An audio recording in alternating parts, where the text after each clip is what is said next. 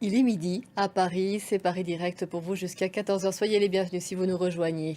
Quelles sont les intentions de Donald Trump concernant le Venezuela?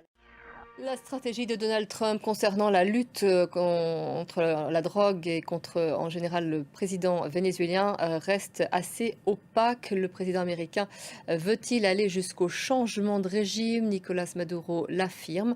Face à cette menace, il a interpellé le peuple américain. Hier, les États-Unis avaient annoncé une nouvelle frappe contre un bateau dans la région Lucasiela. Mis en difficulté avec l'affaire Epstein, Donald Trump s'attaque aux démocrates. Il a réclamé une enquête sur la relation que l'homme d'affaires et délinquant sexuel entretenait avec certaines personnalités démocrates. Et ce n'est pas tout, il est aussi rompu avec une figure emblématique de son mouvement MAGA. Il lui reproche de manquer de transparence dans ce scandale. Antoine Fenot.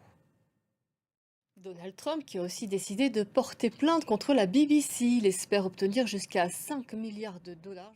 Et puis Donald Trump, puisqu'il est beaucoup question de lui aujourd'hui, est en train de prendre la mesure des conséquences générées par ses droits de douane, l'envolée des prix. Il vient du coup de supprimer les taxes qui concernent certaines denrées du quotidien, telles que le café, les bananes ou encore le bœuf.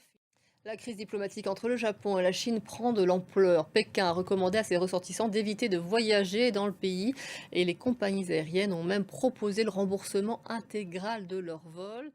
La vie quotidienne dans la bande de Gaza reste très difficile. Malgré la trêve, une grande partie de la population vit dans des abris de fortune et les pluies abondantes de ces derniers jours ont compliqué l'organisation déjà précaire des déplacés. Arnaud Miguet pour France 2.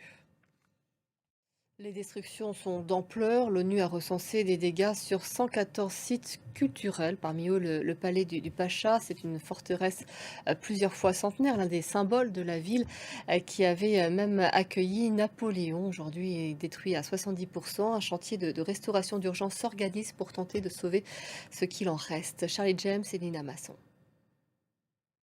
L'emprisonnement de Jair Bolsonaro se précise. La Cour suprême brésilienne a formellement rejeté l'appel de l'ex-président. On reste au Brésil avec cette conférence sur le climat à Belém, qui est riche, pour ne pas dire intense, notamment en termes de mobilisation et de voix qui tentent de se faire entendre.